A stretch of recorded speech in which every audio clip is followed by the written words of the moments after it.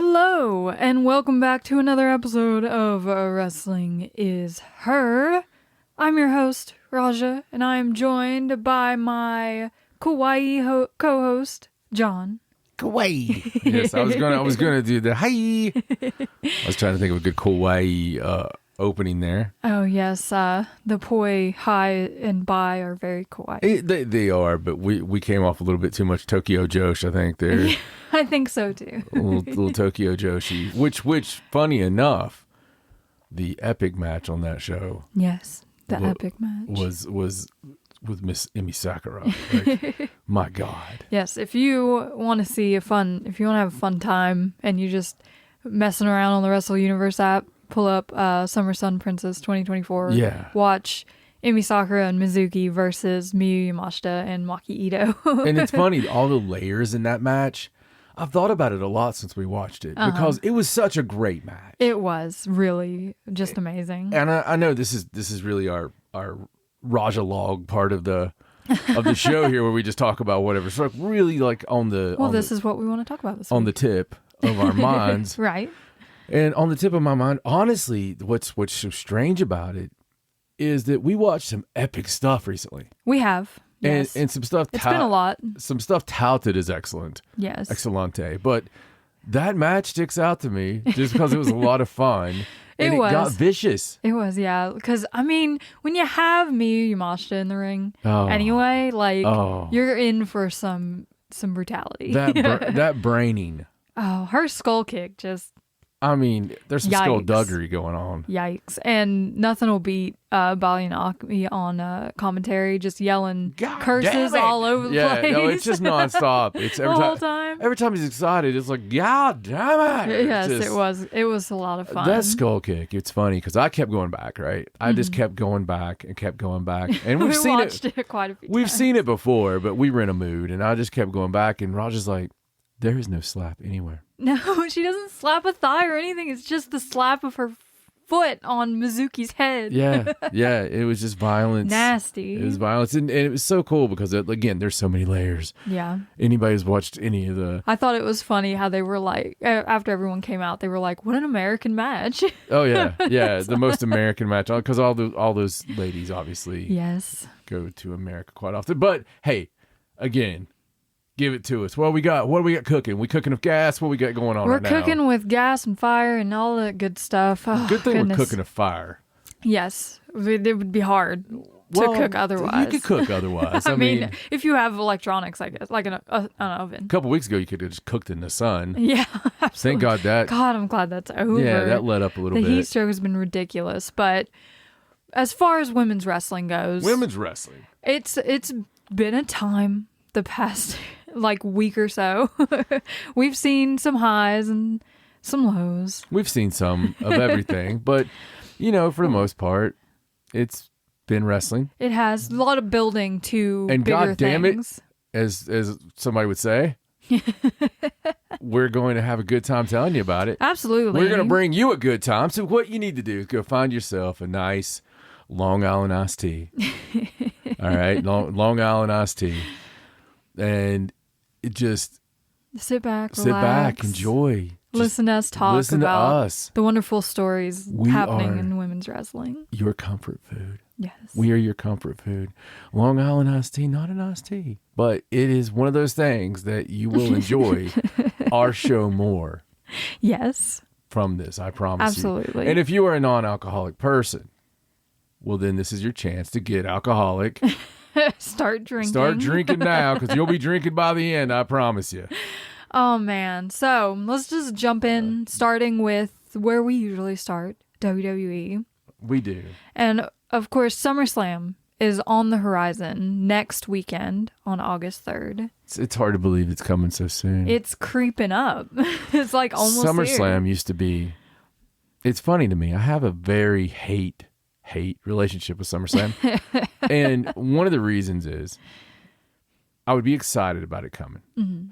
But somehow it's like they coordinated with my school. Right. It always came the night before my school started. Yeah, it's kind of still the vibe. I mean, the beginning of August is kind of get back to school in the States. I think it used to be later in August. Yeah, probably. Because we used to always start like, which one is it in September? Is it Labor Day or is it? It's Labor Day. Okay. Yes. And so we used to always start like right after that, back in the normal times. Back in my day, we used to start when we did the harvest. Yes. But the parents need to harvest the crops, so the kids need somewhere to go to send them back to school. I remember, being a kid, seeing Miss Elizabeth, stand up for women's wrestling and pull off her dress there to help the Mega Powers win. Yes. There's very feminine power there. I was disappointed as a kid because Miss Elizabeth was the one classy thing we had. Right. It was like the one classy thing. She wore gowns. And she was always, she wasn't screaming and yelling. And I looked at her as like this pretty, like incredible, smart, intelligent, sophisticated. Like she's got all these sweaty, yelling people around her, but you know what? She's going to turn Macho Man good. She's class just from being who she is. Right. They did the abuse angle, which they don't cover. You notice that? You don't see a lot of that when they're when they're saying, "Well, the Macho Man and Elizabeth were just classic. Here's Macho Man pulling her around." Right. They don't really talk about the treatment. Yeah, there. but no, she got up on the ring apron there famously and pulled the dress off. Well, the skirt. Let's be honest here. She pulled the skirt. And to reveal her red, basically bikini bottoms. Yeah, and distracted. Yeah, distracted. Opponents. Obviously, it made everybody just stop what they were doing. Stop time. I'm sure it was very shocking at the Stop time. time and just stare. Just stare. Yes. Because that's what happens. Exactly. If I was going after a world tag title or a main event. Prize money. Let me tell you something. You could have the whole audience naked. And you're not gonna. I'm gonna win. Flinch. What's gonna happen is I'm gonna win. Right. Because if everybody else stops and looks, I'm okay. Yeah. That's the argument with like distractions during matches, right? It's like, why did you stop to look? Like, just focus on what you're doing. Yeah, but they don't train us that when we're learning in wrestling school. Right. They don't tell us about those distractions. Oh, dang! They should. It's tough, man. It's tough. You don't learn for a very long time, and then you retire. So I don't know. I don't know how that works. But yeah, SummerSlam always was at a bad time. I love SummerSlam. We all love SummerSlam. It's like one of the big four. Big four, yeah, the big foe. But it was cool stuff. It's not quite a Royal Rumble, but it's, Royal Rumble's fun for other reasons. It edges out Survivor Series, most definitely. Yeah. Probably better than... I think Survivor Series is kind of fallen. Oh yeah, quite a bit, and it can't get up. And it's better than it's better than night one of Mania for sure. At least what I've seen. What has been presented to us? Does that mean Royal Rumble's number one in your heart for all of the PLEs? Yeah, man. Yeah. I guess I'd have to agree with that. I mean, it's at least exciting to see what's gonna happen. It's exciting up until the point it's not. Up until you're at number 28 and you realize you're not getting the surprises you thought. I liken it to paying a lot of money to see a TNA pay-per-view. Right. And you get yourself jazzed up because, hey man, TNA's back. Right. It's awesome. And everybody wants them to be back. And then finding out afterwards that, people had the plane troubles and there was no surprises. Earl Hebner came back. Didn't really, that's a big surprise. Oh, man. It's a big surprise. Yes. All right. So what we got, buddy? This year for SummerSlam, we have our 2 women's title matches raring and ready to go. Right. Starting with Bayley putting her title on the line against Queen of the Ring winner Nia Jax. And they've been at each other's throats for weeks and weeks. They've been throwing everything at barbs. Each other. Yes. But they will see if Nia can dethrone Bayley or if Bayley's going to keep on representing the SmackDown side of things with her title. How do you feel about that? I think Bayley will probably keep the title. I don't know. Nia's a hard out. I mean, it's Nia Jax. Is Bayley related to The Rock? No. Okay. Not that I'm aware of. Did the guy who came up with everything on this run of WWE, that was The Rock, right? Like I see him right now in in the documentary with his hands out. Well, actually, I suggested that Nia Jax should beat Bayley for the absolutely for the title. Yeah, and we could start a female bloodline. Until The Rock does not have a stake in this game. Yeah, I'm gonna go with Nia Jax. Okay, that's totally fair. Honestly, I just feel like we're gonna have to watch it happen. Yeah, I just feel like Nia Jax has a I mean, she's rocking the hole. She's hard to beat. She's got the size advantage and the power advantage, so Bayley's really gonna have to work at it if she wants to keep her title. Right, yeah. And then you've always got like damage control lurking in the background. You do have damage control lurking. You do. And there's that there's always the Money in the Bank contingent, like possibly Tiffany Stratton cashing in at any point in time. That's true. So that could happen. You never know. Could happen. And they did kind of get involved in Tiffany's match, like they kind of messed it all up. That did, honestly, that did happen, and it does kind of set up something. It gives you a little sneak peek, and like maybe she's not too happy about that, and she might want to take that belt for herself. But sooner rather than later. The actual match. And then there's the match everyone's excited about. Yes, yes. Liv Morgan versus Rhea Ripley, who has made her triumphant return, as we talked about last time, and now, as of tonight, has successfully rescued Dominic Mysterio from the clutches of Liv Morgan, it seems. Odd reaction from those crowds. Yeah, like, Liv has been actively trying to break Dom and Rhea up and like take everything from Rhea. So now that Rhea's back and is asserting her, like what is hers essentially, and Dominic is saying his true feelings, which he has been saying for weeks. Like he's never given in really to Liv this whole time. Now that he's told her that straight up and Rhea's there to be like, this is my man, Liv starts crying. And the crowd's like, "Oh, you hurt her feelings." Like, what? She's been a menace this whole time. So let me ask you a question, and this is a serious question, and I don't think like this in a normal way. Okay, normal day goes by. Right. I don't think like this. I'm putting my thoughts and my mind in the thoughts and minds and hearts of a lot of people online, right, who apparently do think this way under normal circumstances. Okay. So. But I'm just going to play a little role reversal. Okay. And I want to know how appalled you would be. Okay. So just imagine that a little bit like a month and a half ago, probably, whenever Rhea got hurt. Right. Just imagine, if you will, let me take you to a place where Dom asserted dominance over Liv every waking moment. Like he was catching her in corners, dark corners. Yes. And he was pushing up on her. Right. And he was being suggestive. And he was saying, and she was the whole time going, I don't want anything to do with you. I don't, and forget Rhea. Let's say Liv had a boyfriend. Okay. Okay. A storyline boyfriend. He gets hurt. And he's gone. And instantly, Dom's coming up and he's like, hey, baby. Right. Hey, what's going on? You looking good. Absolutely. Oh, hold on a second. Let me loosen this up. And right. It's like, oh no, I'm happy to see you, that kind of stuff, and just continuously putting himself in compromising positions, right? And every waking time, she's like, hey, I don't want anything to do with you, and right, I have a boyfriend. But then she's turned a little like, oh, I can't contain myself, like right. I'm liking this though, right? How would you feel about that if that was the storyline, right? Right. How would that feel? The optics are not great on that side of things.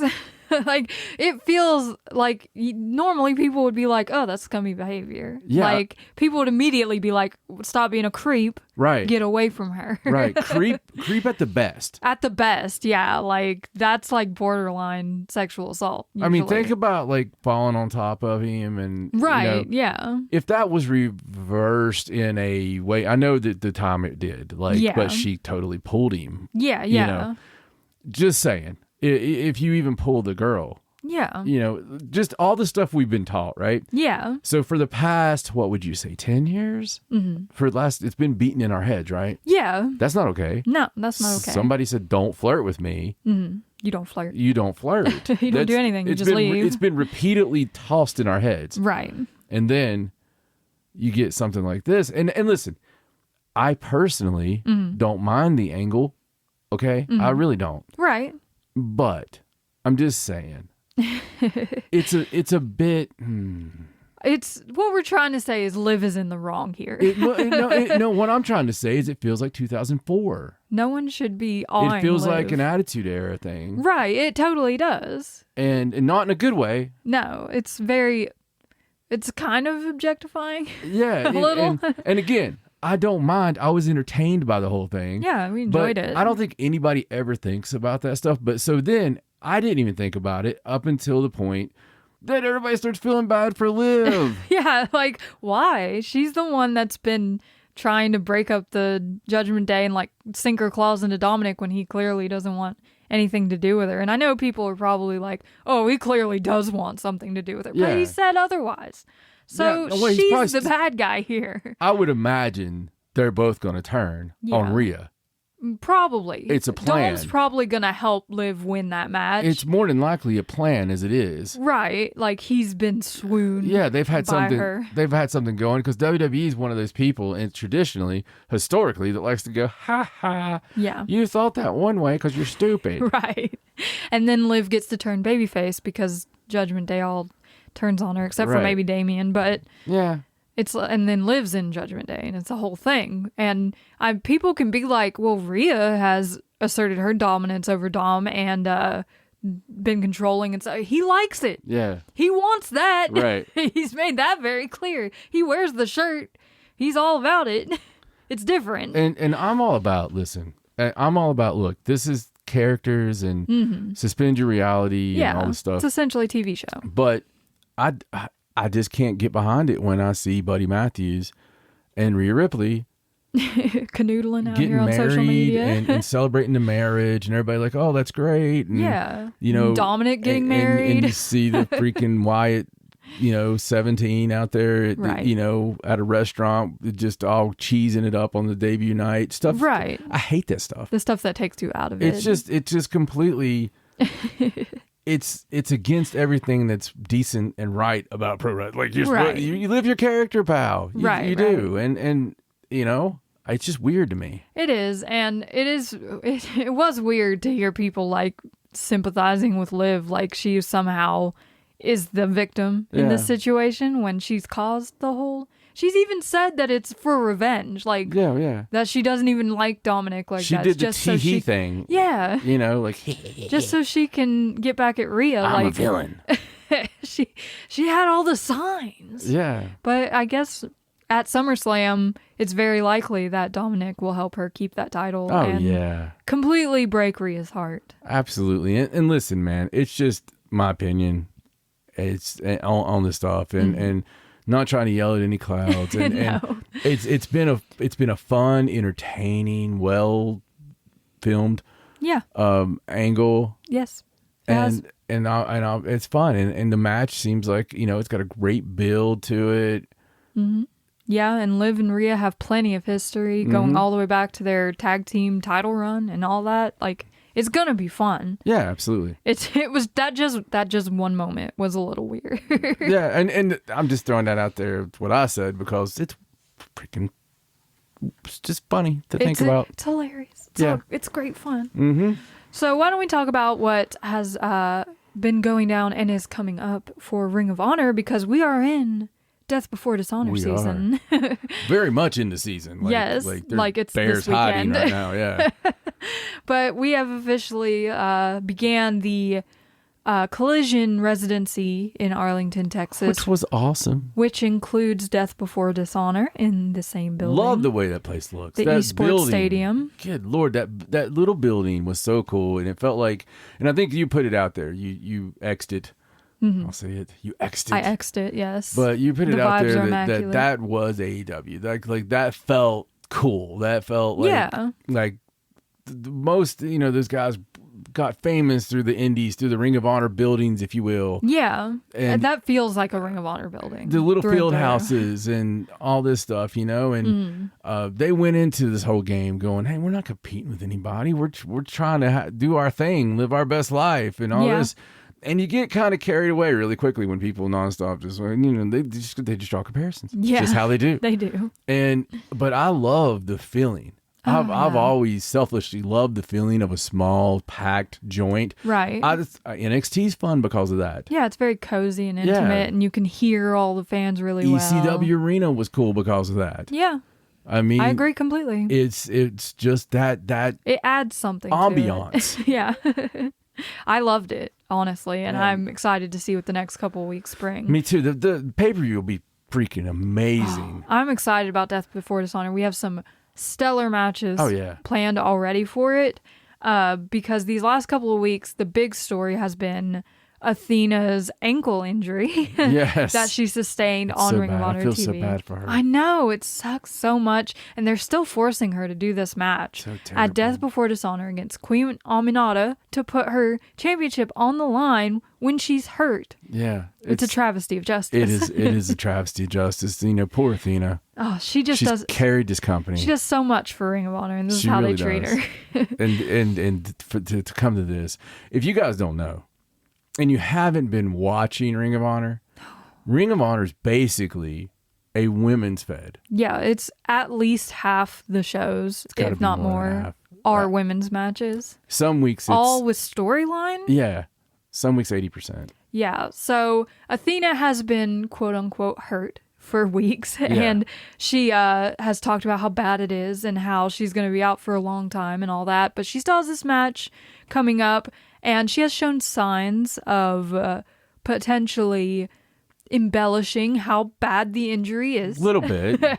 Such as walking without her crutches and cheering after Billy wins matches without crutches and all that. Allegedly, that's what people are saying. Type of stuff. And Queen Aminata... Something was in my eye, though. I didn't see what you're talking about. Queen Aminata is a fierce competitor to go against. Queen Aminata is her. Yeah. Like, honestly. Queen Aminata falls under the her banner. She's amazing in every sense of the word. And she's funny. She'd make brilliant. A great champion. She speaks 5 languages. She'd make a great champion, but my heart still's clinging to the Athena Forever Championship.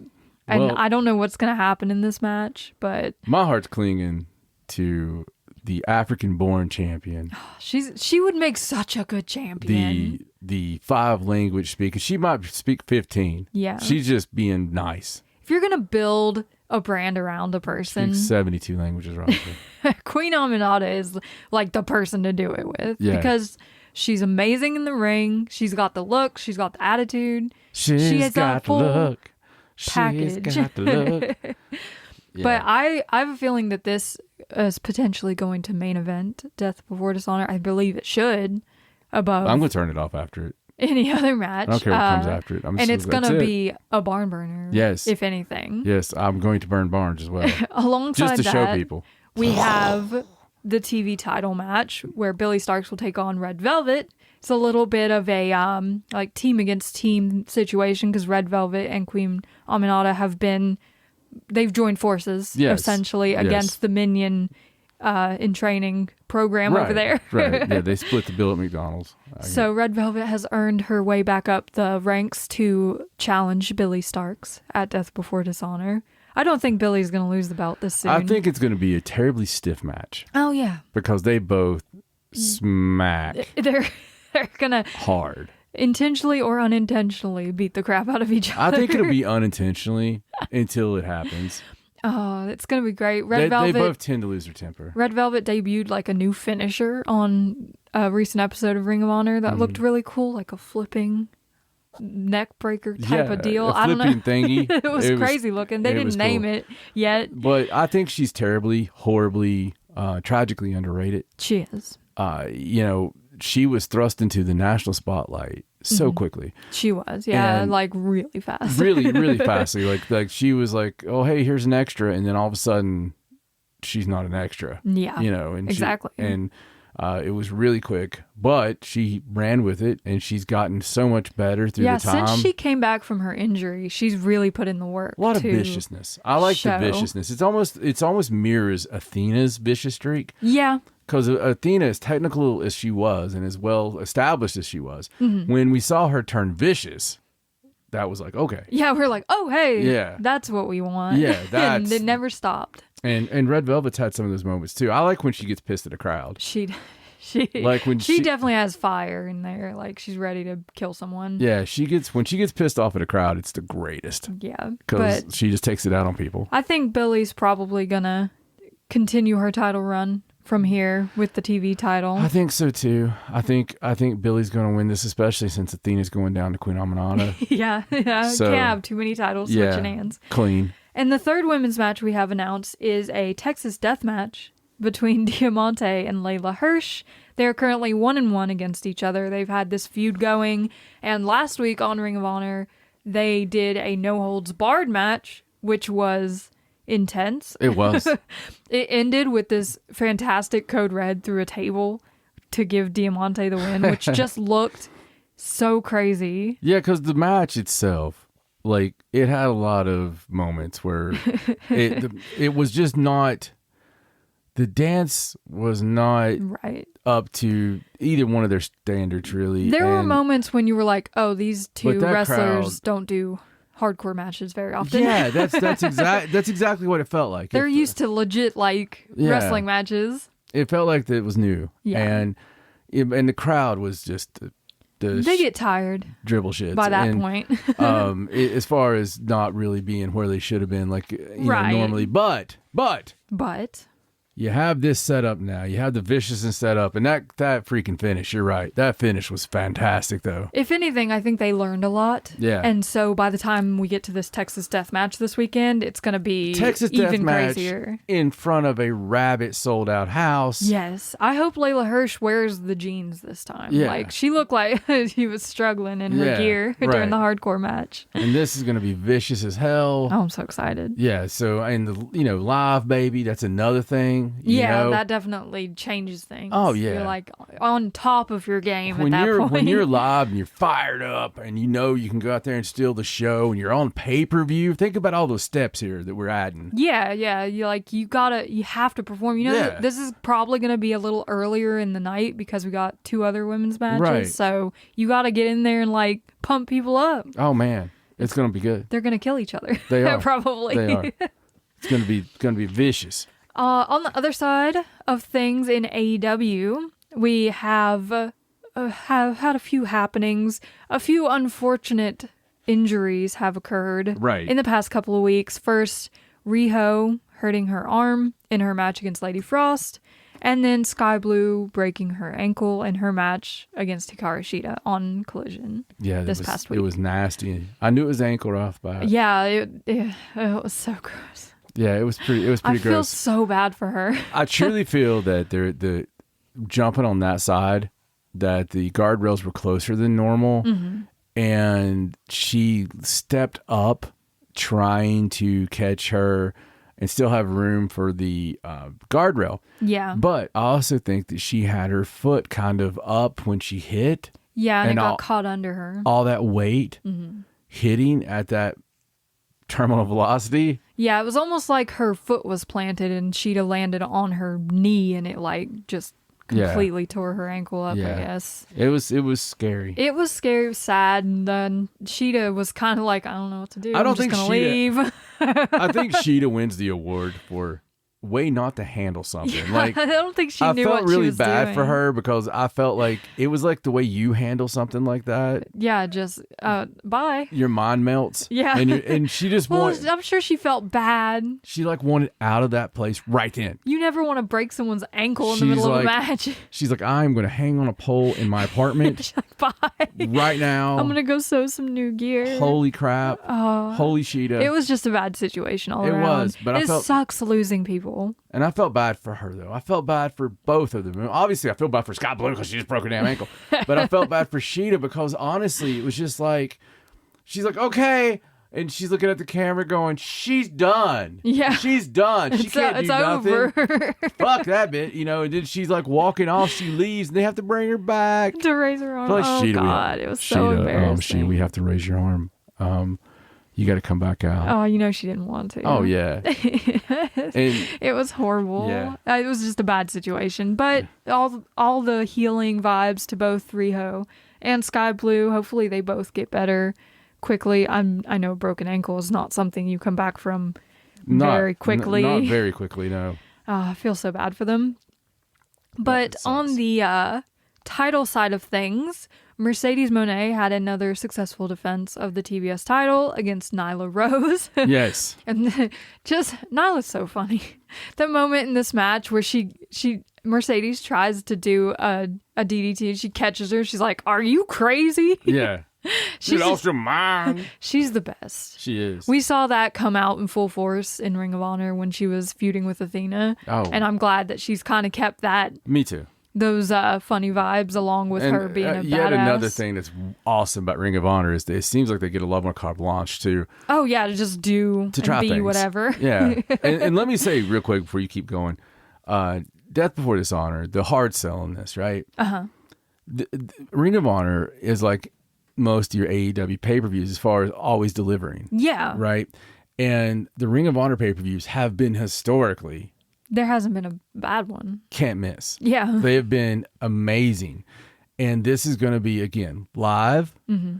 All you got to do is have the Honor Club. Yeah. You just have to pay the $9.99 or whatever for Honor Club. Get Honor Club, and you're going to have live, and it's going to be like, whatever. The field house is going to be live. It's going to be hot. It's going to be packed. No matter what the card says, once it gets going, everyone shows up. Oh, it's amazing. Delivers. It's amazing. And you're left being like, what did I just watch? Oh, yeah. Why was that so good? Yeah, and it's just, that's the whole thing, is just, if you haven't given it a chance, it's great time to give it a chance. Absolutely. It's one of those things that they really feature the women. They go out of their way to feature the women. Mm-hmm. And I think there's going to be some real big time matches on this. I think the Queen Aminata and Athena could honestly go down as a match of the year candidate for the women's division and be on this show. Absolutely. That match is probably gonna steal the night. I'm so excited to see them go at it. And sorry, I just wanted to get that in. That's okay. I understand. I'm excited too. I'm currently wearing my Ring of Honor Supercard of Honor shirt. Yes, you are. That I got in Philadelphia. Yes, you are. Another one that was really good. Oh, so good. So Mercedes beat Nyla Rose to retain the TBS title, and at the moment, Britt Baker was supposedly banned from the building. Well, of course. So that she could not cause any interruption. Unfortunately, they banned her from backstage. And that did not mean apparently banning her from buying a ticket and sitting in the front row.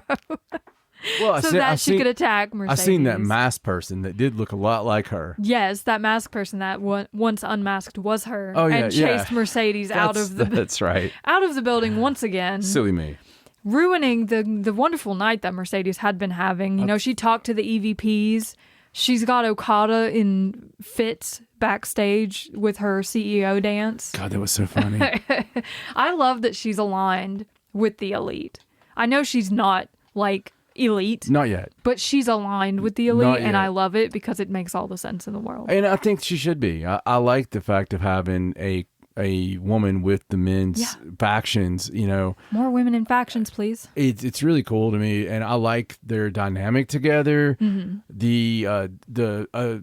We got to give a shout out to Mercedes. I mean, she knows what she's about. This whole heel turn. Yeah. Right. This heel turn and embracing it just goes more to show how great she is. She's so good. And, she's done it well. I mean, she makes people laugh with it. And I think when the bell rings, the thing is, as opposed to some people who do great character work. Yeah. The bell rings and you're like, oh, crap. Yeah.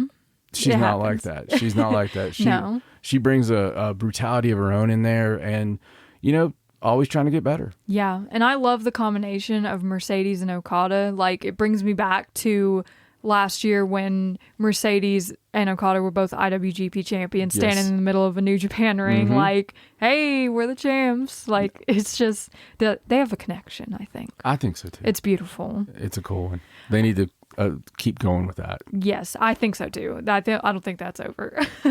Saraya has made it very clear that she will not be pushed out of All In Wembley. I believe Harley has made it very clear that Saraya will not be pushed out. Harley has a way of making things explicitly clear. Yes.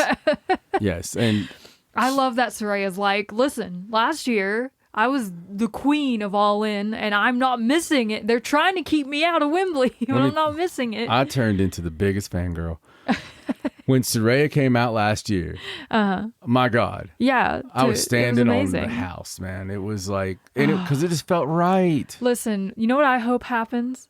I hope they do Saraya versus Emi Sakura. After all the stuff that happened last year, when Emi was like, I should be coming out to Queen in Wembley Stadium. And like, they had a whole back and forth, like calling each other names and stuff. Yeah. I need that to happen. I would love to see it too. And Emmy's another one. Emmy's one of those that when the bell rings, it's always incredible. She's trained most of the girls and, 29 years in the business, man. She's amazing. Almost 30 years in the business. What a wonderful 30th year gift it would be for her to be able to compete at All In. Yeah. Even on 0 Hour. I mean, come on, she's great. Give Emmy some love. And against Saraya, it would just be perfect. Yeah. So to put a cherry on top of this whole AEW thing, we heard from Mariah May for the first time since attacking Toni Storm on Dynamite, which we covered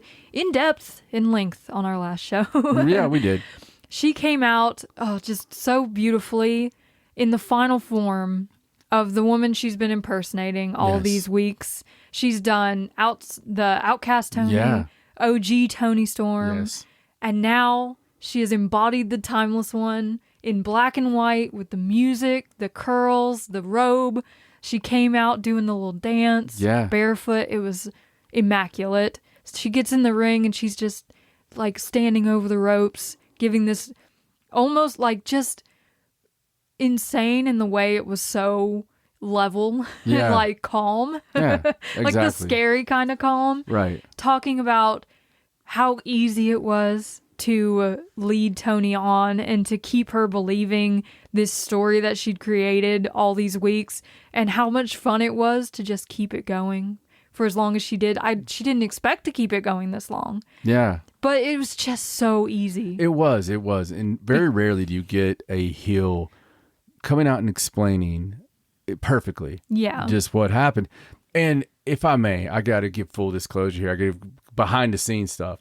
So I had to actually record this twice. Because the first time I wanted to get it out of my system. Right. How badly it angered me to have the whats. The whats were unnecessary. Because it's just disrespectful. You can chant anything you want. That's your right. But the whats is a very 2003 thing that was over and tired back then. And I implore everyone, when you hear it, to shout those people down, because it's just boo them out. Insane. The only reprieve I will give this crowd is its first time in that arena. Okay.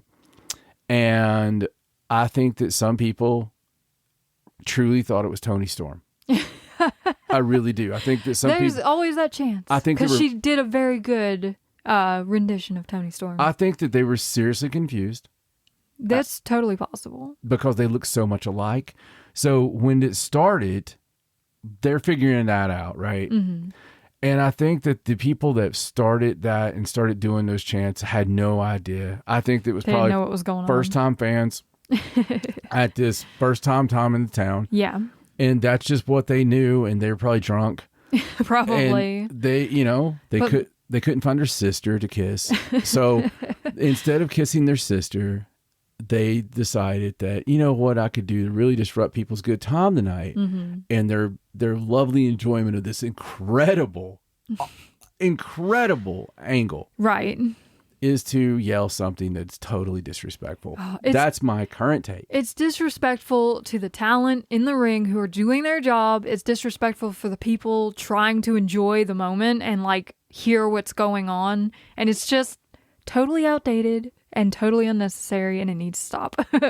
Even for people we don't like. Yeah. Stop chanting what? It's so annoying. And even in WWE. Now, you know, some people are masters at being able to cut a promo, and do their speaking in such a off pace, that it messes people up. Right, so they can't fit the what's in there. Paul Heyman is the world's best. He's absolutely should teach a course on how to eliminate the what chance. He's amazing at it. Yeah, but other than him, you know, it's bad because some people they just leave up space for it. Yeah, it's easy to get in that cadence where you're pausing every couple beats and then people can slip it in there real easy. It's annoying, and it did take away a little bit from this moment. Mariah didn't let it get to her. She was perfectly calm. Oh, it got to her. Throughout, she didn't show it very much, but she was calm throughout the whole thing, explaining why she did this to Toni Storm and how she intends to go to Wembley and take her title as the final step. I look forward to the post-production. Oh, yeah. Where they kind of like cut all that out. Yeah. And see, and I'm Give also us the video package. Looking forward to, at the time of this release, it should be time for Dynamite. You're, you know, pretty soon. Yeah. You're going to see the glamour. Oh, the glamour. Mariah May. And I can't wait to hear Tony's rebuttal. And to see what this does to Tony character-wise. So what do you think? Do you think we should still have Timeless at this point, or should it say, you know what, right now I'm pissed off Toni Storm and hard to say. Go back to Timeless? I think it depends how long it takes us to see Toni. Yeah. I think if like a week or so or more goes by and we're being kept waiting to see her, I think we're going to get like angry Toni. I think personally I would keep Toni away until the go home. I know it's a long time. Yeah. But I would keep her away until the go home. And I would let Mariah get established, like prance around against a bunch of extras until that point, rack up a ton of wins. Right. Just viciousness and where you know her match. You see her match as Mariah May. Right. And, you know, get to that point where you're not expecting it and your guard's not, and you have an incredible pull apart type time. Yeah. And I would probably have Toni Storm. Like Motley Crue, black and red type of Toni Storm, but like an upgraded version. A brand new mix of all of it, maybe. That would be cool to have like something totally new that we've never seen out of Toni before. Yeah. You know, like this has knocked the sense back into her. Right. Like maybe she still can be glamorous, but vicious and I would honestly, the best way to do it is have her come out and be doing Timeless. Right. And then jump out of that. And just completely turn the like she comes out like she's all floofy fluffy, right? And then just beat the tar out of somebody. Maybe pull off the robe and have some Toni Storm fight gear and run down or she just shows up in jeans and some you know Lee Haney freaking UFC gloves with the war paint on. Yeah, I can't believe I just dropped Lee Haney. I think regardless, once we hit Wembley, the match is going to be vicious. Oh yeah, they're going to take it out of each other. They have the ability to. These two do. So I'm just so excited for that match more than like any other match this year so far. Yeah, we've been waiting on it, and being in Wembley at All In, they're just. So don't you think that Mariah, the hometown girl, could possibly get the hometown cheer? It's totally possible that Mariah gets cheered. I think they'll both probably. It'd be weird. I think we're going to get the dueling chants in Wembley. That's the only thing about it that's been strange to me is like, because you're going to be in her hometown. Yeah. You get that hometown pop. But I mean, that was a vicious turn though. I mean, that was a vicious turn. So it was. Just remind people of how the horror they saw. Yes, but I don't think the horror is done. Yeah. Honestly. No, I think the horror's just getting started. Tony's not going to be happy. Luther's not going to be happy. It's going to be bad for Mariah. Hopefully old Luther can walk. Oh, poor Luther. So, across oceans. Yes. We have the things that have been happening in Japan. In the land of the rising sun. Oh, good old Nihon over there. Oh, yeah. It's been good fun. Good fun. Recently. Nice way to put it. They have tried their best. Starting off with Marigold Summer Destiny, the first pay-per-view for Marigold since its inception. Mm-hmm. And it was... well received. Well received. It was indeed well received. There was a lot happen on this show. We had an opening match between new girl Rhea Sato and Komomo Manami. Mm-hmm. And then a time limit draw where Victoria Izuki teamed with Kazuna Tanaka of Tanaka lineage. Right. Against Koki Amore and Chika Goto. Just presented her right out there. Yeah, a time limit draw. Yeah, that was Victoria's partner was Kazuna Tanaka. Yes, here's my daughter. Like, this is my daughter that I promised to work for Rossi when she was not even born. Yeah. Very interesting. We got announcements for the Dream Star Grand Prix. Yeah, that's very familiar sounding. It is. Starting on August 31st. Yes. And running through September 28th. At least it's keeping like the same thing he used to do. So literally starting the day after the 5-star ends. Yeah. Yes. And First Dream, which is happening on January 3rd, their New Year's show. Right. Yes. And everybody has one in Japan, Rasha.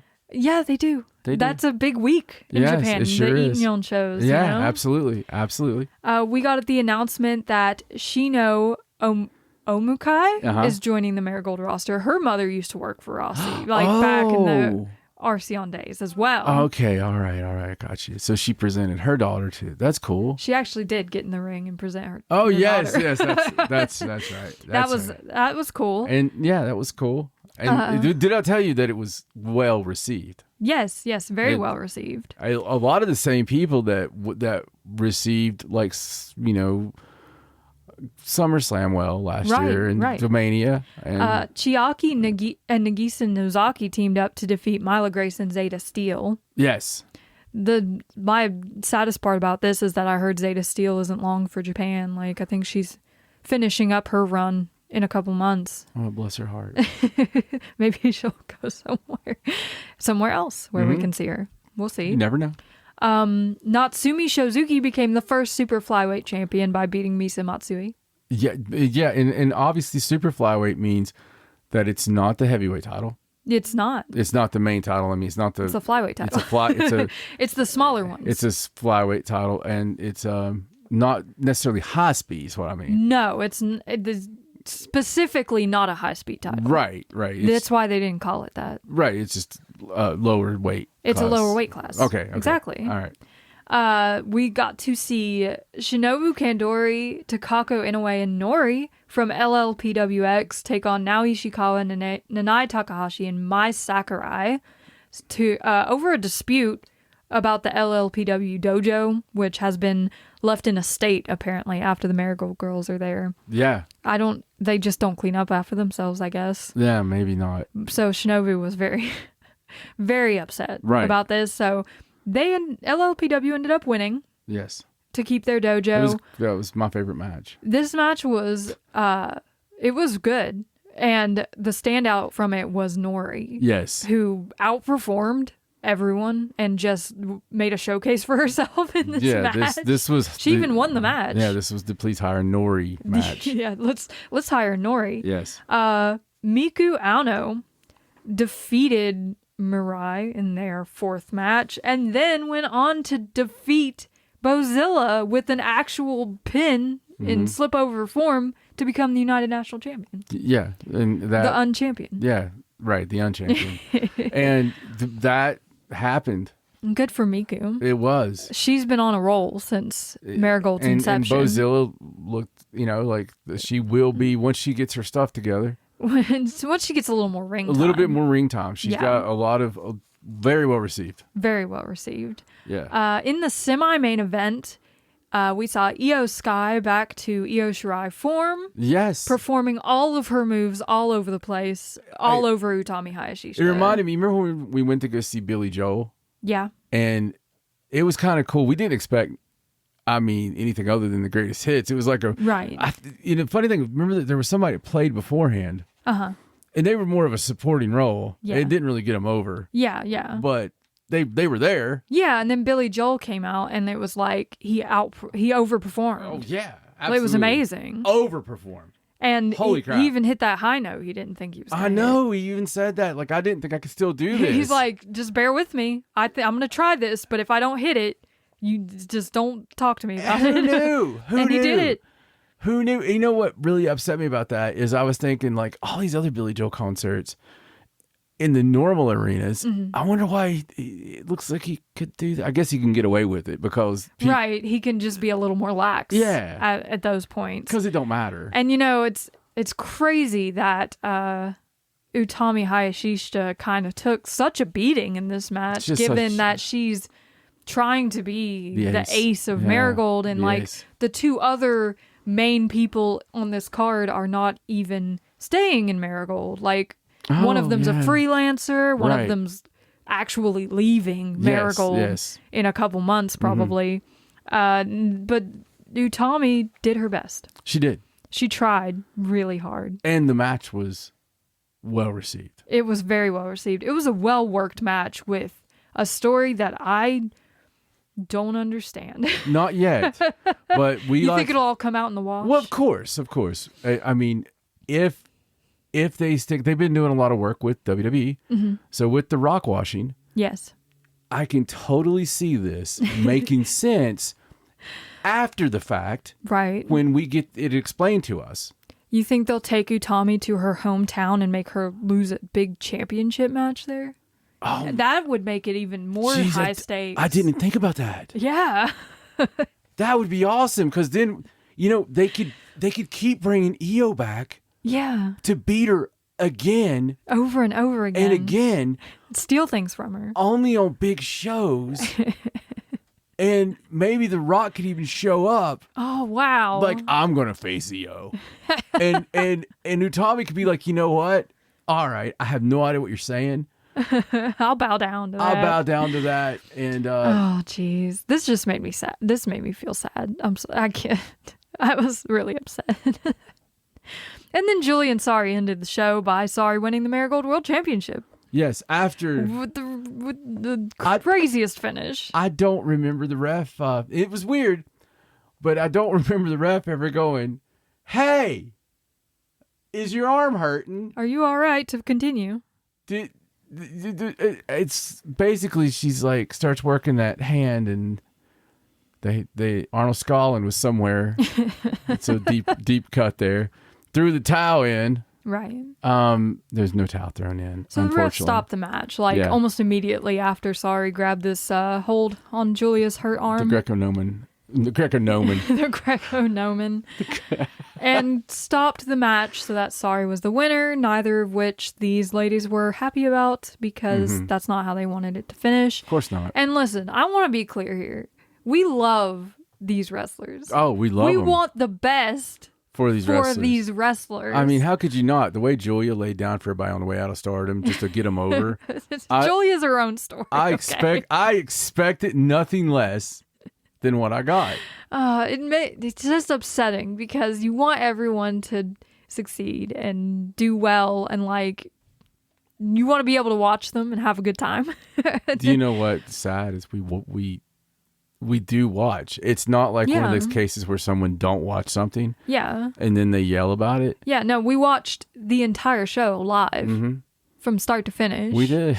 Without stopping. We did. And we pay ourselves. Yeah. To go in positive. Yeah. And we were excited. We try our best to well receive. Yes. And we do. The thing with us is our main focus when we watch wrestling, of course, the wrestling is the focus, but the storylines are such an integral part of the way we watch wrestling because we want to be emotionally invested. That's why we love Joshi. And when our feelings get hurt, yes, we don't like it. Like in a bad way. Yeah. Kind of like how we yelled about FWC losing the tag team titles on the last show. It doesn't make sense. Because it doesn't make sense. Yeah. It's not a fun time. Yeah. The story isn't there.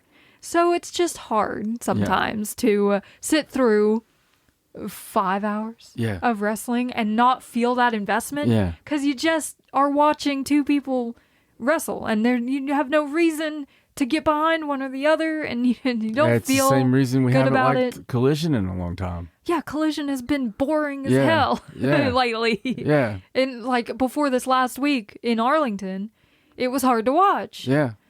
This was not the most fun to watch, this show. We found ourselves just very blasé and most of the time. We knew what it was going to be. Yeah. After. That's why we keep saying the well-received thing. Yeah, people claiming the greatest women's match of the year. That's what got us. It's upsetting because we've seen better matches.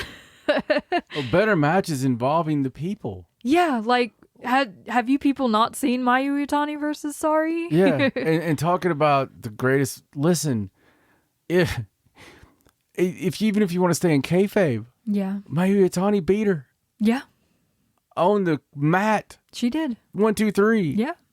And it was a fucking million times better than this match. Yeah. It just was. It was. It was more vicious.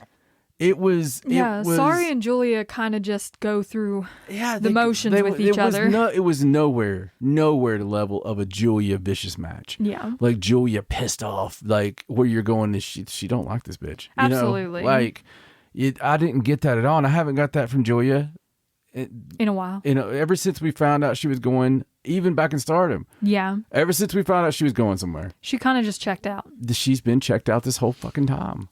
And if people don't like it, I can't help that. It sucks because you have to know how much I love like Mirai and Utami to know how much this sucks for me to not enjoy Marigold right now. I mean, your room is filled with nothing but Utami freaking autographs and posters and I want to love shirts. it. I want them to make me love it, and they just are not doing that right now. Yeah, absolutely. I'm not enjoying it. We don't get into the politics of it. No. We don't get into the he said, she said stuff of it. No. Nor have we spoke about that. No.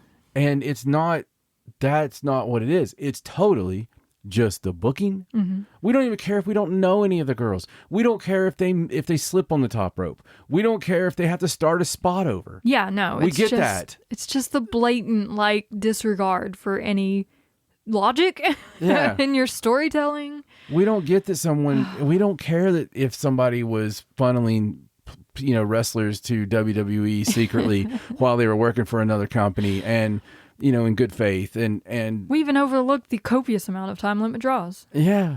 I mean, because we love Joshi and we want to love this because it's got some of our people in it and people that we've learned to like as we watched it.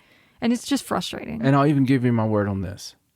The next Marigold review, not going to do this every time. No. This is a special case because it was the first pay-per-view, and you have somebody come in from New York that completely just jobs your damn champ out, or you're not your champ, but jobs your future ace out. Yes, your top star. Who left a great gig doing this, and it just sucks because she doesn't have, according to her, she had no aspirations to go to New York. She wants to be the ace of Japan. Yeah, she wants to bring people's eyes to Japan by making Japan must see. That's her goal. So you have, honestly, I've never been as impressed with Io Shirai as I've been impressed with Utami at the top of her game. Right.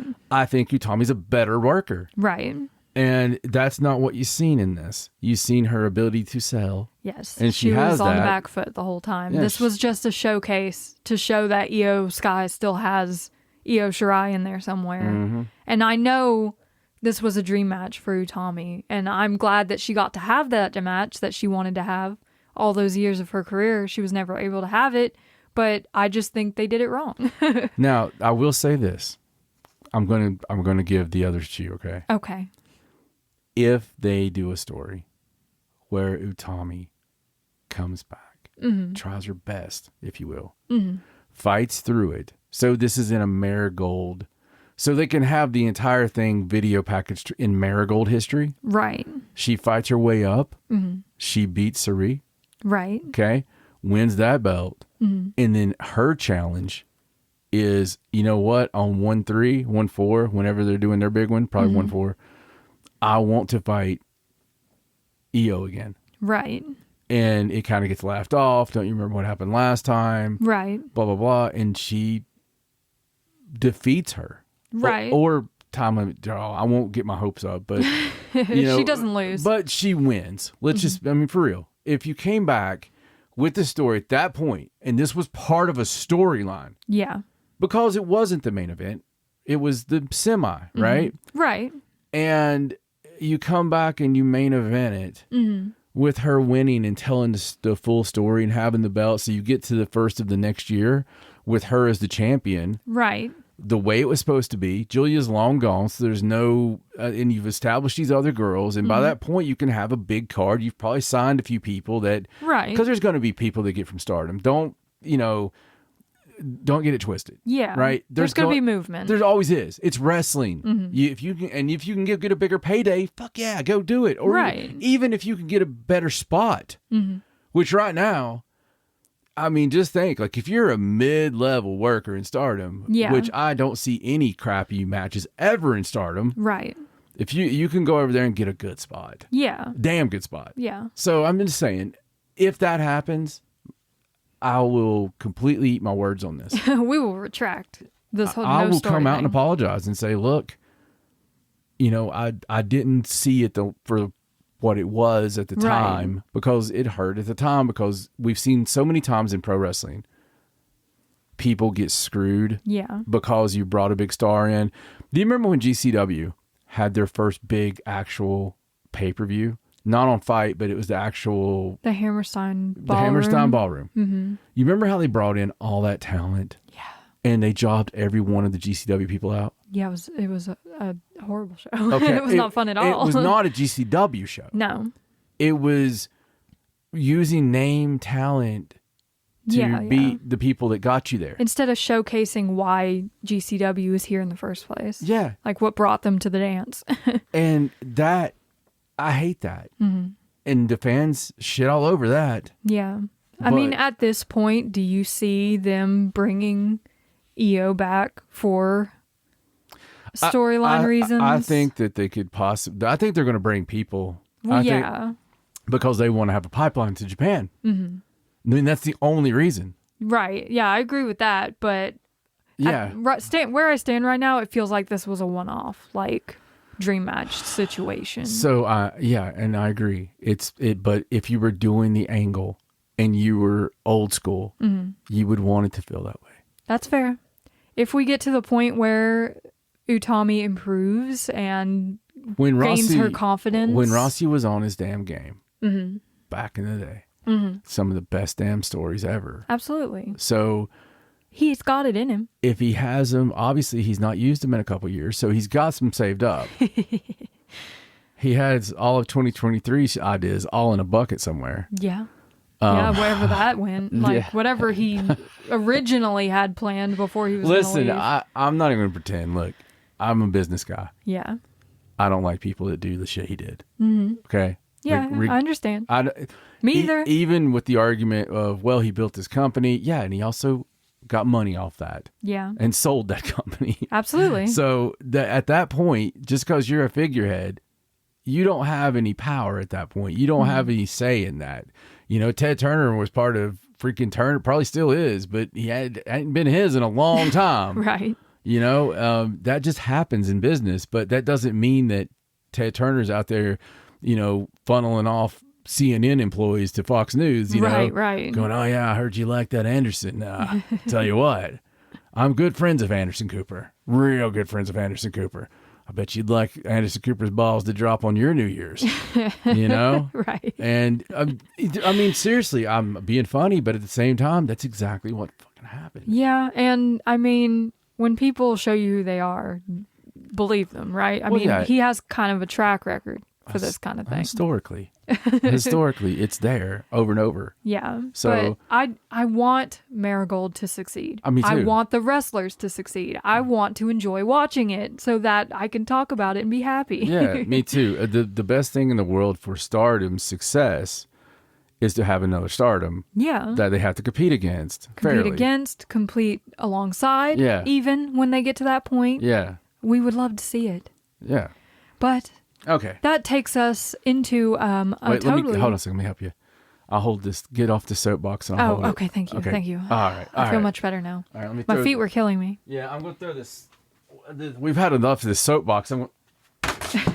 Okay. Thank you. Yeah, you're welcome. Why don't we talk about Sendai Girls? Sendai Girls instead. All right. Woo! So this past week or so has been super fun in Sendai Girls. We've talked in length about the Mika Iwata Saori Anou storyline. I wrote an entire article about the story surrounding these two since they met, since its inception. Okay, stop what you're doing. Stopping. I'm talking to them. Oh, sorry. Stop what you're doing. Come back to this. But I want you to go and I want you to read Raj's article because it's so well done, so well written that I found myself very into it. And I knew most of it, but I was very into it because the way it was written was like somebody who was super into this, and it was the love came off the page.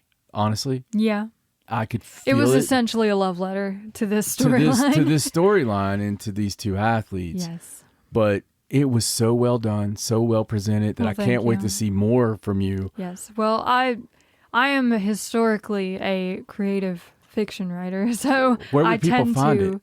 Oh, you could find it at wrestlingisher.com. Oh. So when I write things like this, I tend to go for the more story, like dramatic version of things, you know? Right. I like to ensnare the audience and give them a reason to read. Consider me ensnared. So that article went up from like the beginnings, basically, through to the match that we talked about on the last show, from the July 4th match, because I wrote it before the rematch. So it's everything leading up into the rematch between these two for the Wonder of Stardom title and the Sendai Girls World Championship. Yes. So the Sendai Girls did have a show on the 13th, which was really fun. It was just it was a bunch of cool matches. They had like a prelude with Yurika Oka and Minami in one match. Mika Iwata took on Lena Cross, which was a match.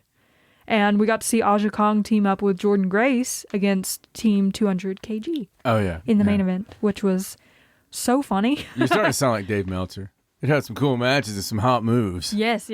But what I really want to talk about from Sendai Girls is the July 15th show in Korakuen Hall, which started off with Yura Suzuki defeating Yuna with her delicious roundhouse kick. It was delicious. We got the ever fun match between Yu and Shin Hirota Sakura, which is a match we've seen before, but every time they do it gets funnier somehow.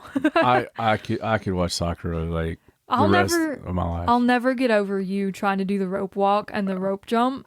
And also the fact that they had a new ring. Oh, God. And the ropes are lower. So you couldn't do her steamroll out through the bottom rope. Oh, the rope stopped her. Oh, We've all felt that pain. It's so That was me trying to put on my bikini in like May. That was poor you trying to get under that rope. It's the ropes. They're different. Yes. But this match ended because Sakura hit you with the old butt move there with the hands, and you fell on top of her, and she could not get out for the classic for the wrestling hold count. that double butt thrust. Yes, we saw Millie McKenzie, Miyuki Takase, and Veni versus Zones, Hiroyo Matsumoto, and Aja Kong, where Aja delivered her devastating diving elbow. I'm going to give a little bit of love here from the top rope. I want to give a little bit of love to Veni. Okay. Because if you have not watched a Veni match, you're missing out. Some of these freaking strikes.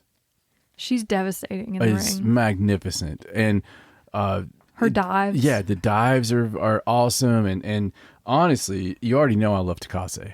Yes, Miyuki Takase is excellent. just excellente all the way. Really, man, Sendai Girls. They're chock full of talent. Yeah, just has something going on. And Aja Kong is always fun to watch. Always. Like, no matter what she's doing. She's all over the place lately. I can't believe you met her. We saw her on DDT. I got to meet her in Philadelphia. I got a picture with her. She's amazing. So I just want to hug her all the time. In the next match, Nina Samuels and Lena Cross defeated Chi-Chi and Saori. Yeah, and Chi-Chi, again, for the love. And I know we've talked about this before, but damn, I love Chi-Chi. She's only getting better every single time we see her. And it's funny because we drew this correlation, right? If you're one of the Stardom girls that we love, that started, I just name one who, Aya. Right, Aya Sakura. Aya Sakura, who started out, right? And going through the Stardom dojo, going all the way through it. And she's so fundamentally fantastic. She's so awesome. She's so wonderful. Well, you've got Chi-Chi, who kind of, just came up in indies, if you will. But we were talking about... She wrestles a little bit of everywhere. Coming through like Senjo, coming through the places she's been. It's so funny, the difference in the two, because they're both great. Yeah. And they're both smooth. Absolutely. And it's just in different ways. Different ways, because Chi-Chi is taking a variety of all these people every night, but then you're getting the incredible fundamentals. Yeah. Absolutely. It's really cool. I don't know. It's a cool comparison, right? Yeah. But Nina Samuels with the Ushigoroshi, I was not expecting. She's really good. Honestly, she really is. She's new to me. She's a new to me person. Go out of your way to see the Sendai Girls show. By the way, if you did watch Marigold, then you have access to watch these Sendai Girls shows. Yeah, on Wrestle Universe. Yeah. This one's from the 15th. They had one on the 20th as well, which just uploaded today. So we still need to watch that magnificence. Oh, I know what I'm doing tomorrow night. In the next match, we had a good old-fashioned hardcore match between Dash Chisako and Momo Watanabe. Okay, so listen, guys. We were talking about the hardcore match earlier between Diamante and Layla Hirsch, where they didn't really know what they were doing. This was not that. These two knew what they were doing. So this is my personal go out of your way to watch. Yes. This week. The go out of the way to watch match for you. For me, at least. Yeah. Because I kind of have to agree because of the spectacle alone. The spectacle, the oh my godness of it. Oh, Jesus. And the fact I wasn't expecting. Listen, this thing was vicious in a bad way. It was gnarly. Like, from start to finish, they were just throwing shit at each other. Momo, ducked at the wrong time in the corner and took a chair to the back of the head that split her head open. And, as they're wrestling, her blonde hair just keeps getting redder and redder, and it's so gross. God, we thought she was dead. And then Dash Chisako with the double... hormone splash from the ladder, one to the outside of the ring through a table, and then one from the inside of the ring on top of Momo's got chairs on top of her. Ridiculous. It told us that maybe we need to and listen, we like to be honest about this crap, okay? We don't know a whole lot about Dash, and I feel like we didn't know a lot going into this. I feel like somehow Dash has eluded us, her whole entire career. Yeah.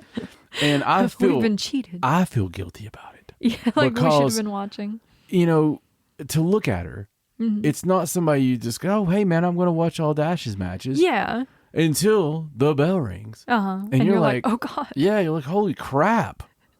She's great. She's great. It's a great promo. Yeah.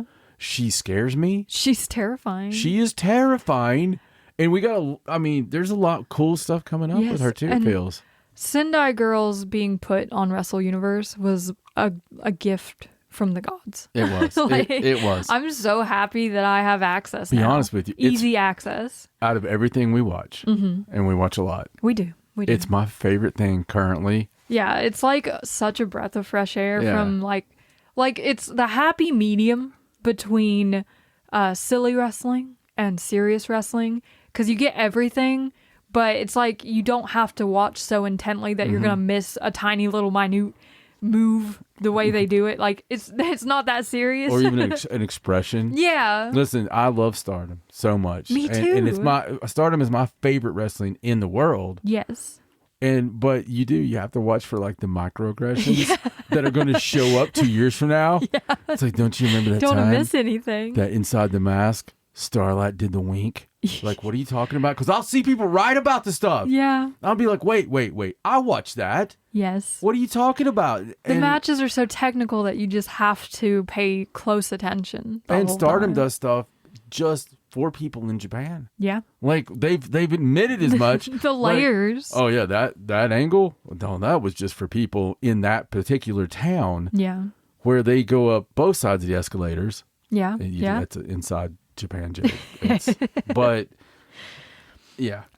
But pray continue. I apologize. This hardcore match, you definitely need to go out of your way. Go out of your way. And while you're there, just watch the entire last half of the card, like from this point forward. Because next was Jordynne Grace, the TNA Knockouts champion, versus Chihiro Hashimoto in the Hoss match of the century. Dude, this was so good because of the story. Oh man, the fact that they faced 6 years ago and Jordynne was clearly not ready to come in and face Chihiro Hashimoto, and she got owned basically. Yeah. So now she's back as the Juggernaut to take on Chihiro again, and not only take her on but beat her. Yeah. With that vicious Juggernaut driver, which I hate watching but love at the same time. I think we need to do a feature on Jordynne coming up, just because of our humble beginnings with her. Just watching her like evolve early in her career. Yeah, very early in her career. Yeah. Live and it's just what a wonderful soul she was. She was like a bright light. Yeah, we fell in love immediately. Immediately we fell in love with her. And felt like some of the things that she was doing, and she's matured so much. She really, I don't know how to put it, kind of lost a little touch with some of her career. Right. In recent time. Yeah, she just blew up and no one else lost any touch of it because she's been so over, in TNA. Well, she's been the TNA Knockouts division, essentially. Right, exactly. And I respect the fact that she's been kind of that Sting character that, And like we say, we watch a lot, so we're very limited on the time we have to watch things. Impact gets probably the least amount of TNA time. TNA is kind of at the... They get the least amount of our time, They just been that way. It might have to change soon though because they've been on fire. Absolutely. So anyone that can lift Chihiro Hashimoto and drive her into the mat deserves to win the match. I think absolutely. But it was so good. Brian Wayne, avid friend and listener and supporter, will be totally on my ass about the TNA comments. Thing. There is probably not a bigger TNA Impact fan, and Brian, forgive me if I'm wrong, but he actually promoted a TNA show in Johnson City that he ran himself, like his money, had him come in, all this stuff. It looks good. There's just so much going on at all given times. Yeah. There's just not a limited time in the day, not enough hours. In the semi-main, we had the Sendai Girls Tag Team Championship rematch, where the champions, Manami and Ryo Mizunami, that one too, took on Yurika Oka and Mio Momono, Bob Momo Banana. You're getting ahead of yourself on the Bob Momo Banana. I love Bob Momo Banana. Everybody does. Peaches and bananas. How could you not? And we came out of this match with brand new Sendai Girls Tag Team Champions. Bob Momo Banana has the titles. Forever. Forever. Oh, it was so much fun. Forever. We know Manami is incredible. Ryo is Ryo. I mean, she dances on the sand. If you watched AEW in its early days, you know Ryo Mizunami. You do. You don't even know you do. But you do. Yurika Oka and Mio Momono are so talented, and watching them work just is like a work of magic. It's a work of art. Listen, I love them. You're going to see things out of these girls. Absolutely. It's too talented. absolutely too talented. They're going to carry these belts, I think, for a while. Yeah. And Minami's going to go to 5-star and kick butt. Man, I love Minami. But that brings us to the main event of the evening. Saori Anou versus Mika Iwata for the Wonder of Stardom Championship and the Sendai Girls World Championship, a title that Mika Iwata has held at that point for over 300 days, which is a feat and of itself. And I was so surprised watching this match because it was completely different from their 3 previous singles matches. Like, completely off the books. They rewrote the entire script because normally you'd see Saori Anou diligently attacking Mika's leg because of her kicks. Right. She didn't do that, like, at all here.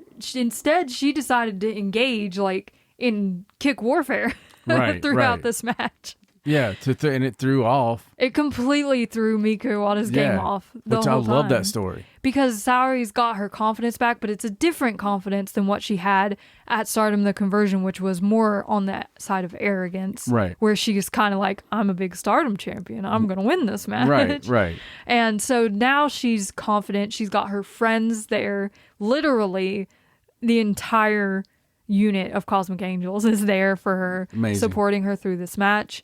And she just came out and showed who she is. It's like a schoolyard fight. She kind of, there were moments in this match where they kind of met eyes and was like, oh, there you are. That's the person that I fell in love with fighting, because they're kind of like a mirror of each other. They just feel that connection in the ring. Absolutely. And the fire was lit once more. But in the end, Saori Anou did something that she hasn't done thus far and kind of drew on the power of her best friend, Natsupoi, by hitting the real gift from the top rope, then hitting the Japanese Ocean Suplex, which has won her many a match in the past, but she's never used against Mika Iwata before because the pottering has never worked. The unknown submission has never worked. Mika always kicks out of her stuff, but she managed to get the Japanese Ocean Suplex and the 1-2-3 to win both the Wonder of Stardom and Sendai Girls championships. It was amazing because it was strategy. It was. And they didn't short sell us for, like, the fans that were invested. And this is the thing I love about Japan. The fans that were invested in this feud, in this match, you got paid off. Yeah, because that's, I mean, what more could you want than Saori Anou realizing who she is in that last match and coming back to retake this major Stardom championship and even the Sendai Girls World Championship. I mean, you don't see that in any other wrestling on the planet, because I can't imagine. It's like, well, so-and-so uses this finisher and couldn't beat him with the finisher, so changes it up. Yeah. You know, I mean, I'm sure it's happened. But it's a rarity, and it's beautiful because of the reasoning. It is, yeah. And there are people who are like, oh, they jobbed Mika Iwata out. They just don't understand that this isn't about the title. The titles have really nothing to do with the story. This is more about Saori Anou as a person in the ring, her relationship with Mika Iwata and what they've been through, and on an even greater level, her relationship with Natsupoi and everything they've been through over these last years, because this sets up Saori Anou versus Natsupoi on July 27th at the Wonder Rendezvous in Sapporo. Yeah, I think that in a case like this, you have to kind of look at the girls themselves. How do they feel about it? Mika Iwata's fine. Yeah. I mean, she understood. I mean, it's like she gets the story. Yeah, and they've said that this isn't over between them. Like, they're gonna continue fighting each other for the rest of their careers, essentially, because... And they want to. That's what they were made to do. Yeah, and absolutely. I love it so much. And I'm so happy for Saori Anou, and I'm so glad we're getting this Saori versus Natsupoi match on the 27th, because their last match, the strap match, was crazy. It was. This one has a different kind of feel to it. It does. This is more... They've been through a lot since that match. They respect one another, and you know, so it's a different... The last time it was trying to gain respect for Natsupoi. Yeah. Now it's more of a...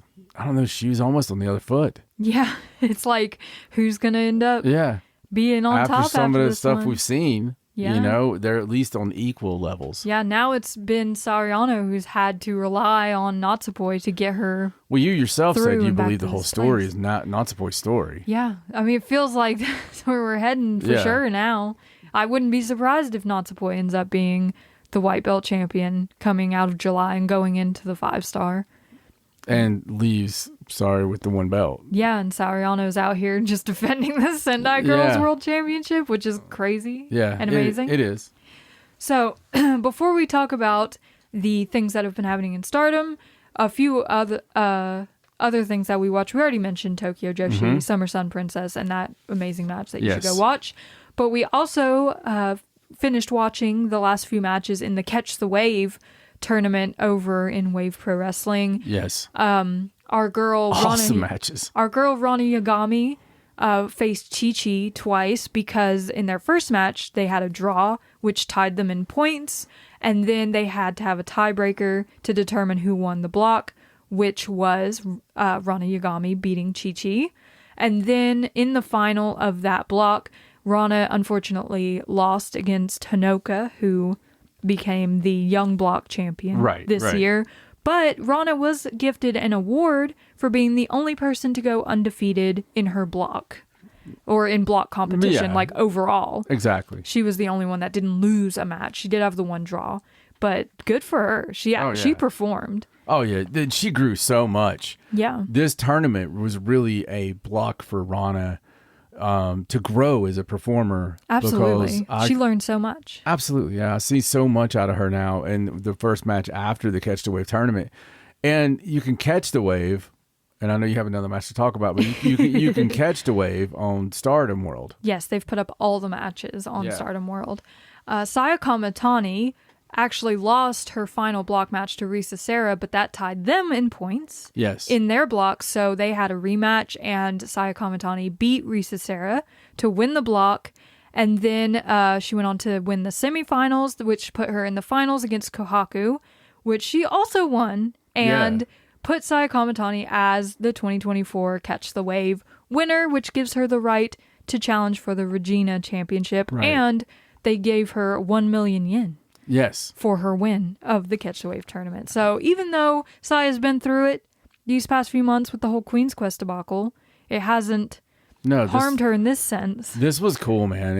I loved it, and the match was great. The match against Kohaku was very good. Yeah, it really was. And honestly, this whole tournament has been... It's been fun to follow. It's been fun, and I thought it was great. It was, and Saya, I think, is maybe just more determined after the whole Queen's Quest Oedo Tai thing to prove that she's capable of keeping Queen's Quest alive, and still has it, essentially. She's still top tier Stardom. I think we're getting ready to see a lot of story. Oh, absolutely, because we've had some things go down. Like you mentioned, we got to see a really cool match where Saya Kamatani teamed up with Rana Yagami in a tag team match, and she even gave her some respect, Oh, yeah. She's like, hey, if you ever want to come to Queen's Quest. Yeah. But it's been good, though. Yeah, but back on the 12th in Osaka, some of the big things that happened was we saw Miyu Amasaki versus Starlight Kid in their singles match, which culminated in Miyu finally deciding once and for all to join Starlight Kid's new faction, and then followed by the backstage commentary where Azumi made the same decision. So we officially have a faction with these 5 girls: Starlight, Azumi, Miyu, Mei, and Suzu. All the girls born in 2002. And I'm so excited to get more information. Yes. What are they going to call themselves? What are the colors going to be? Oh, it's all happening. and the thing I love the most about Starlight during this, from a gear standpoint, is everybody she teams with. Yeah. She's wearing their colors. Yes, she's got the matching masks. So very cool. In the past, she's done this when she was High Speed Champion. She wore the mask to represent her, or she wore the walkout mask to represent her opponent and then would put the mask on her cape like as a sign of haha I beat you. Yeah. But now it's kind of we're partners, so I'm gonna wear your colors. Yeah, no, it's match you. It's been awesome. And be super cute about it. It's been awesome. She's taken to this role really well, and what a difference a year makes. Absolutely. And as well on this show on the 12th, Saya Kamatani and Mika teamed up in the main event, which led after their win to Mika asking Saya Kamatani to second her in her championship match against Natsuko Tora, which is interesting. It's very interesting. Are we heading for a Saya Kamatani joining EXV moment, or is this just kind of putting Saya in that red belt picture thing? Well, I'd love something we've had a chance to see a million times, but it never happened. But we're always wanting people to turn heel and go to Iwata. We are. We can't help ourselves. We're terrible. We're like, hey, they could turn heel and join Iwata. Even though you've had all these ample opportunities to do it. Yeah. During epic moments. They never, ever do, though. No.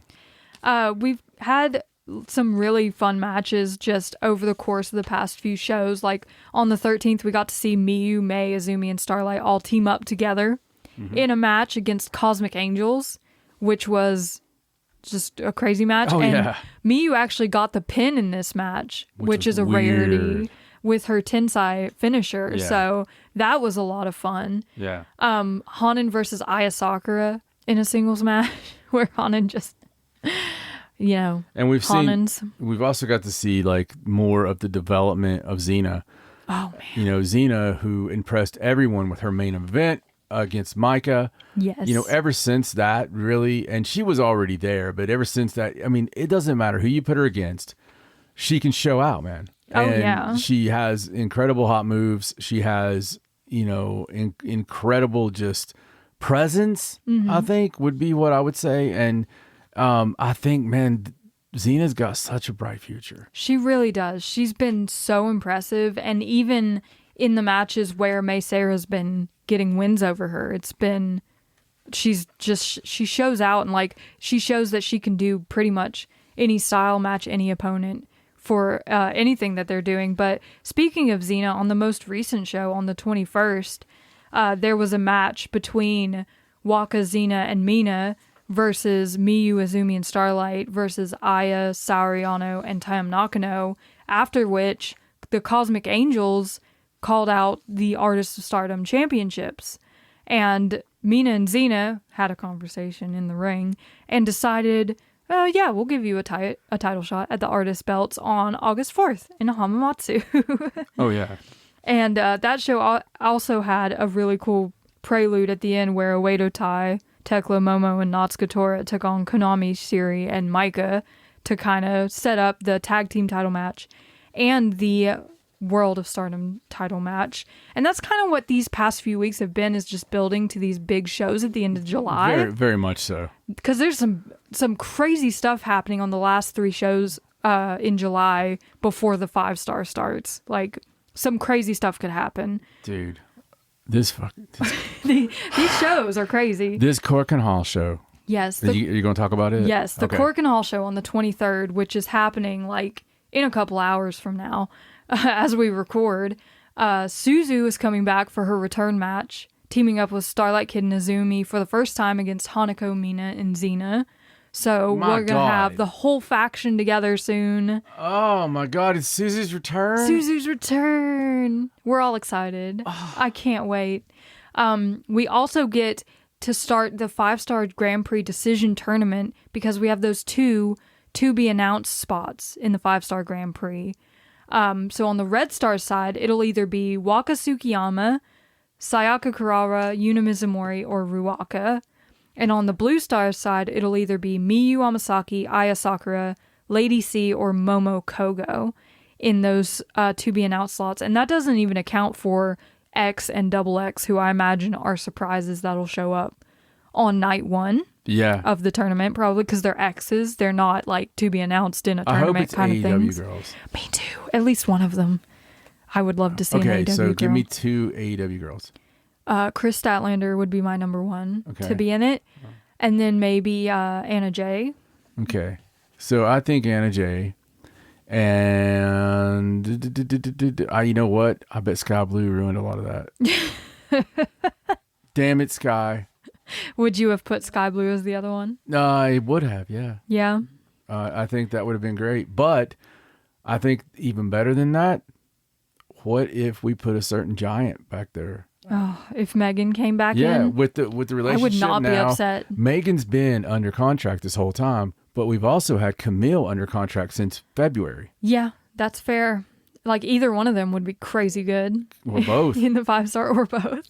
But I mean, it's a great time, to get someone's ring rust. But I mean, yeah. And Megan obviously would be huge. Well, yeah, it's Megan Bang. She's huge. And Stardom would be, like, the fans would be super excited to see her back. Loving it. They absolutely. love her. And Anna Jay, like, if you got even Anna Jay and Camille, though, just to get Camille, because she's got such name. Yeah, it would be cool just to see her anywhere, honestly. It would. As far as Red Stars, Blue Stars, if you Who do you think? Well, I'm going to go with my heart. I want Sayaka and Aya. That would be so fun. I definitely would love to see Sayaka Kurara in there for the Red Stars. My mind says that Lady C probably for Blue Stars, but if Aya makes it through, I'm like totally 100% so for that. If I'm just going on mind, then I'm going to say Yuna, and I'm going to say Miyu Yamasaki. That's a good pick too because of the whole new faction deal. Right. So it could literally be any of these 8. Like these are 8 stars that could easily slot into the 5-star. But on other 5-star news, we've learned that Ami Saori is no longer in the tournament because she injured her knee in practice and went ahead and had surgery to repair it.